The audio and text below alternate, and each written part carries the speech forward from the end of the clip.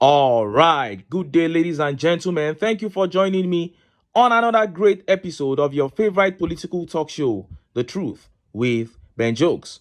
Now, it is another day in Nigeria, and the citizens of this country are still faced with worse versions of hunger, unemployment, insecurity, and above all, hopelessness.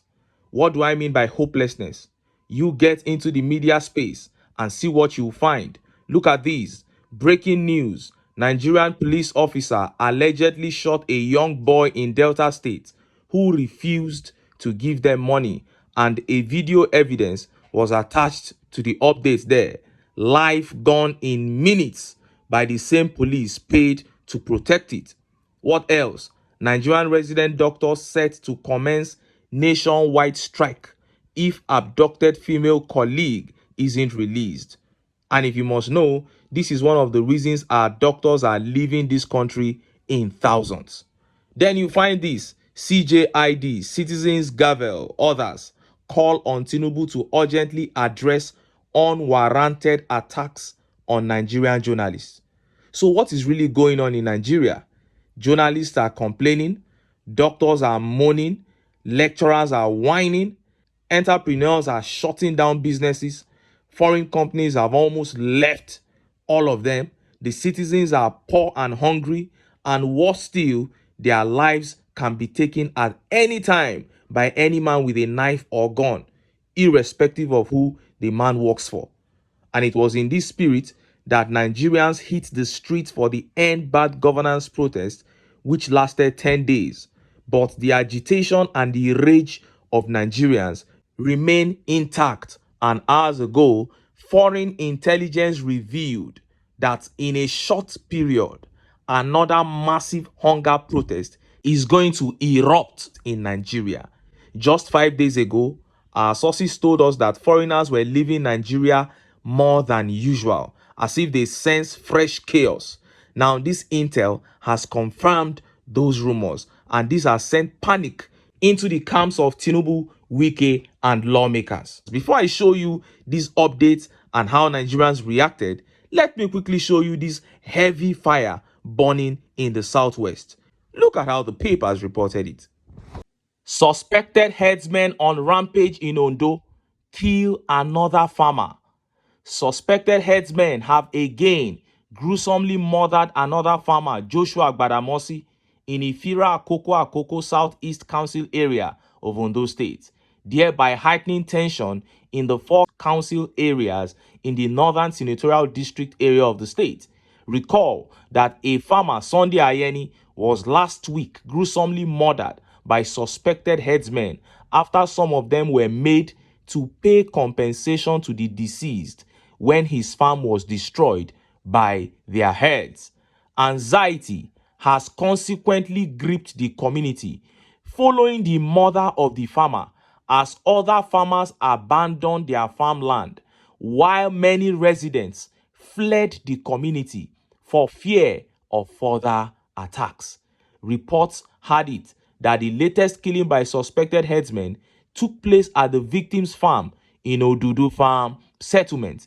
The lifeless body of the 15-year-old victim from Odoro Quarters, Ifira, was discovered after he was allegedly macheted to death by the suspected herdsmen. A police source said that the body of the victim was recovered at Ishua Akoko and transferred to the morgue at Ikpe Akoko General Hospital. Meanwhile, traditional rulers and community leaders in the communities have convened an emergency meeting to address the resurgence of kidnapping, killings, and other crimes in the four council areas in the district. The Owa of Ogbagi Akoko, Oba Victor Adetono Olaseyinde, who also chairs the Akoko Divisional Council of Obas, described the killings as callous, wicked, and unacceptable. The people have fled their communities as a result of attacks by headsmen. This is what is happening in the southwest. And when we come online, you still find some people try to see everything through, tribal lenses.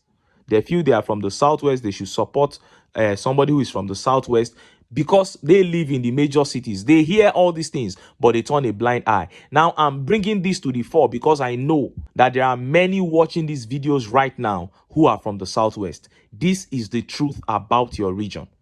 This is what is happening. People are fleeing their homes, and everything is caused by the APC, because we never had this level of terrorism in this country before these guys came in. So you have to know what the APC is doing to your region so that you can vehemently reject them. And look at how Nigerians reacted. Let's take some of these tweet reactions. Important tweets here. Crespo says, killer headsmen atrocities in Ondo State is underrated, most especially in Ondo North, comprising of 6 local governments, with most heinous acts carried out in Ipele community, Iyere, Ijebu, Emure, and Ogbese community, all in our local government area. Ose LGA is the worst hit by headsmen in Ondo State. These are people that are on ground, not all these political jobbers doing cho online. This tweet here by Honest says, some rural communities in Ondo, Ogun, and Ekiti are deserted. This has been ongoing since 2015. Go there now. You will see headsmen there. They have settled there. It has become their land. This is what we are trying to tell the Southwest region. This is not about hate. This is the truth. And this tweet here by Adeniji says, we are all teaching Peter Obi lessons. Adeniji is being sarcastic here when we're talking about fixing leadership so that we can attack all these issues head on. Some people were saying they were going to the polls to teach Peter Obi a lesson. What sort of nonsense mentality is that? We are talking about fixing a nation, and you brought everything down to tribe and religion. Now look at what is happening. Nigerians must get up and kick the APC out of power to fix this country. Point blank, period. Now, let us look at that intel by the United Kingdom on an imminent heavy protest in Nigeria. Look at how the papers reported it. Again, UK warns citizens against traveling to Nigeria, says fresh hunger protest may erupt at short. The United Kingdom has warned its citizens against traveling to several parts of Nigeria, noting that another wave of nationwide protest may erupt anytime with little notice. Political rallies, protests, and violent demonstrations can take place with little notice. Get advice on areas to avoid, the Foreign Commonwealth and Development Office said in a travel advisory issued on Tuesday. The FCDO warned UK citizens against all travels but essential to Abuja, Lagos, Borno, Kano, Imo, and other major cities with a view that nationwide protest might reoccur following the conclusion of the initial wave of days-long demonstrations earlier this month. The travel advisory indicated widespread public demonstrations took place across Nigeria from 1 to 7 August, including in major cities of Abuja and Lagos. This resulted in disruptions, reports of violence, and use of tear gas by security services in various locations. The FCDO noted that protests have now largely receded but may reoccur with little notice. Exercise caution when traveling. Consider avoiding travel after dark. Avoid large crowds and gatherings, and monitor local media reporting as well as UK travel advice. You heard that. And this update has sent fear into the camps of Tinubu and lawmakers because they know that the UK and the US hardly miss with their intels on Nigeria. They are always so accurate to the point that some APC supporters are now saying the UK are the ones sponsoring the hunger protest in Nigeria. That is the kind of reaction you get from people who don't want to take responsibility. These are people who should not be anywhere near power. Because if you don't want to take responsibility, then you should never have anything to do with power. They say hunger protests are cooking and you say they are sponsoring it. The first question should be, is there hunger? Is there hardship? Did it become extremely worse over the last 1 year? And the answers to all these questions are an emphatic yes. So how can you claim that the people are being sponsored to express the pain that they genuinely feel. And look at how Nigerians reacted. Let's take some of the tweet reactions. This tweet here by Ebere Chukwu says, I am beginning to feel that someone outside this country knows what we don't know. It has always been like this. They come up with intels that we are still far from gathering. They tell us things about ourselves. That is why it is very funny when government tries to lie to the world. These people know about us more than us. And this tweet by Agbalaka says, the next gathering by hungry Nigerians will be a revolution. That's what I see. And Adewale Damilare says, a hungry man is an angry man. And over 90% of Nigerians are hungry as it is. It is the poverty capital of the world, with over 130 million people living in multi-dimensional poverty. And Demola here says, UK people don't need to be scared. Our leaders are going to share 2 cups of rice soon to calm hungry Nigerians down. They can come now. You see, Demola is mocking Nigerians there. And this tweet by Jasper says, the heavy protest will hit the country soon. Anyway, it is what it is. This is the country we have found ourselves in. A place where the only language the authorities understand is demonstration and protest. Government policies are supposed to be thought out and executed with the people in mind. But that is never the case here in Nigeria.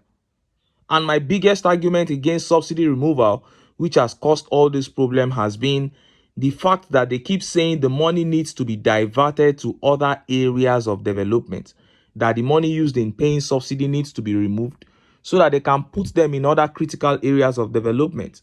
And development is good, but what is the need of over 90% of Nigerians? What do they need first? Good bridges or food? It is definitely food. The roads and bridges and healthcare improvements are supposed to be done gradually. The people need to be able to live their lives while we develop. You can't visit citizens with massive hunger, frustrate small and medium-scale enterprise, collapse the economy because you need money for development of roads and bridges. What is development, if I may ask? When people are dying, then you remove subsidy on education and you proceed to give student loans. What happens to allowing people to pay their fees by themselves as they used to? You see, everything is just messed up here, and we really need to get out of this. And Nigerians need to pick themselves up, because nobody will ever do it for us. Somebody cannot be up there enjoying a system, then you ask him to come and do the right thing that will remove his own enjoyment because of you. No, it doesn't happen here in Africa. It doesn't happen in this part of the world. It is the people that will say, no, we cannot continue to suffer in a land that has plenty. And when the people take this decision and they unite, bring themselves together, they can easily take their country back. But until then, make I still enter town. Make I go get some ogbonge political news wey una go like. Why? Because now because of una. Now I dey here, so don't go away.